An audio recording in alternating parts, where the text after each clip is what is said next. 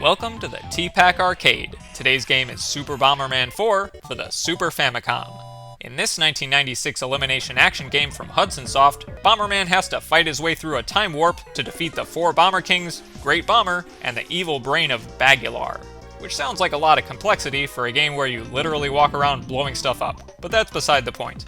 Here, there are 5 worlds to blast through, each with 6 standard stages, 1 Bomber King fight, and 1 boss fight.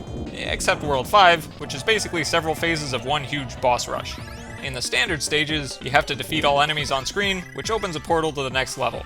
And how you defeat those enemies, considering your name is, well, Bomberman, is with bombs. You set a bomb on the ground, and after a short period of time, it detonates outward in the 4 cardinal directions. Anything caught in the explosion gets, well, exploded. Including you, which is the trickiest part of this game. You think you're all smart and strategic, until you unwittingly trap yourself with your own bombs. Stages are full of destructible blocks that you need to clear away to navigate, as well as to find power-ups. Some power-ups increase the range of your blasts, some let you lay multiple bombs at a time, some give you an extra hit point, some let you kick and throw bombs, some even change the nature of your bombs altogether. Namely the almighty heart switch, which lets you detonate your explosives on command after they've been set. The 2 main gimmicks that Super Bomberman 4 adds to the franchise are enemy capture mechanics and the buddy bombers. See, some enemies, once defeated, can be ridden like a horse. They don't actually lend you their special powers or anything, but they do offer you extra hit points, since they take one for the team when you're caught in an explosion. Farewell, dinosaur comrade, I thank you for your service, and apologize for blowing you up with my incompetence. You can even collect additional stock of the same riding enemy in capsule form for backup. Similarly, the buddy bombers can be released from special boxes on the playfield to wander around blowing stuff up for you. Sort of like a CPU version of Player 2. Bomber King fights are a one-on-one match against, well, the Bomber Kings, who take multiple hits and have special powers to contend with. And finally, boss fights are a similar situation, except they're huge, they kill you on contact, and there are no bonus items to uncover on the playfield. Pretty standard Super Bomberman formula here, but each world does offer plenty of unique twists to keep things interesting. In the prehistoric world, there are adorable Triceratops dinos shaped like balloons to ride on, little blue furry cave creatures who spawn endlessly from a castle fortress until you destroy it, and anglerfish that burrow underground, because why swim in a lake when you can swim in, dirt? The sub-boss is a Bomber King who swings around a spiky flail and only has one eye, probably from losing the other one to a spiky flail. And the main boss is some kind of torch idol who summons little flames to prematurely detonate your bombs.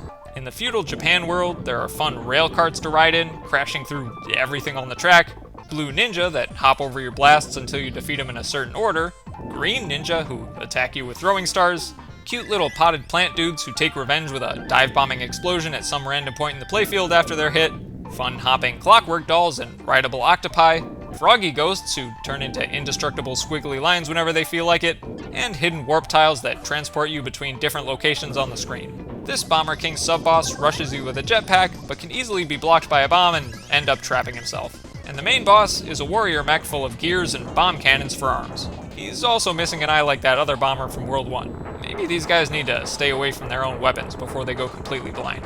In the industrial world, there are weird siren things that seem to make enemies more aggressive, cool blue tanks to ride in, even though you can't fire their cannons, which is a bummer, skunks who walk around tooting fart clouds everywhere, ew, ugly sleepy bird things that build fences around themselves to keep you from sneaking bombs in, and blushing blue mallet guys who hammer your bombs into bonus items, which is generous of them, but makes them real difficult to actually get rid of.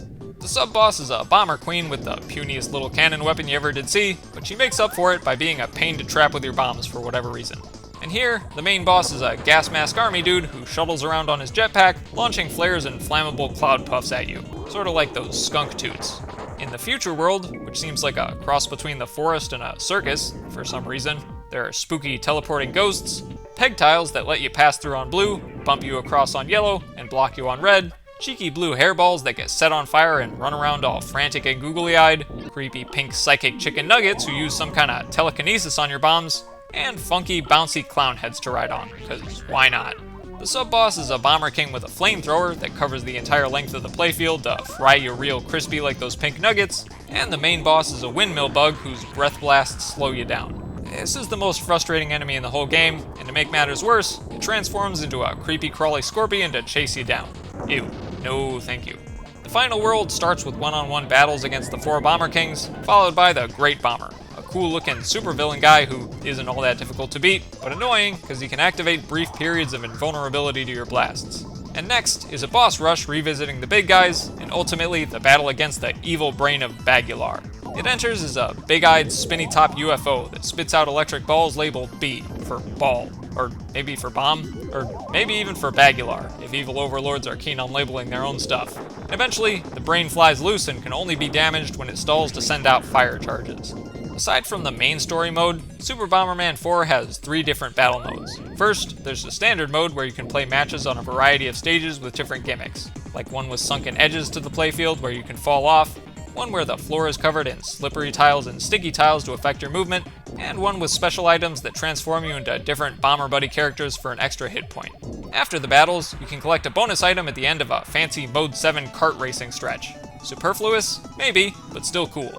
The second battle mode is actually a best of 3 gauntlet against the 4 Bomber Kings and Great Bomber, and the third is another standard battle mode where you can pick how many of each item appears, and give handicap hit points to whichever player needs them most. Like me, I need them most. Always.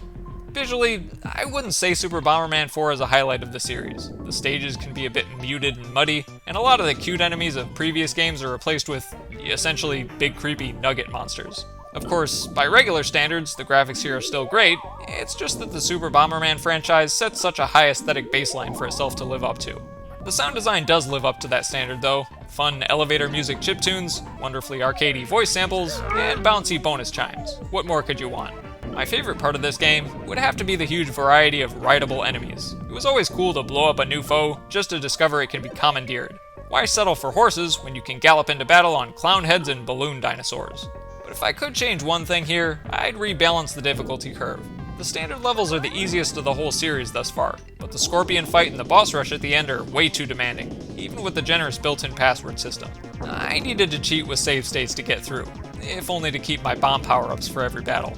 Overall, Super Bomberman 4 is a perfectly sound entry to an excellent franchise. It maintains the best aspects of its predecessors, while adding just enough novelty to keep things fresh without getting overwhelming, especially in the battle modes. Now excuse me while I ride a dinosaur off into the sunset and try not to bomb one of my eyes out.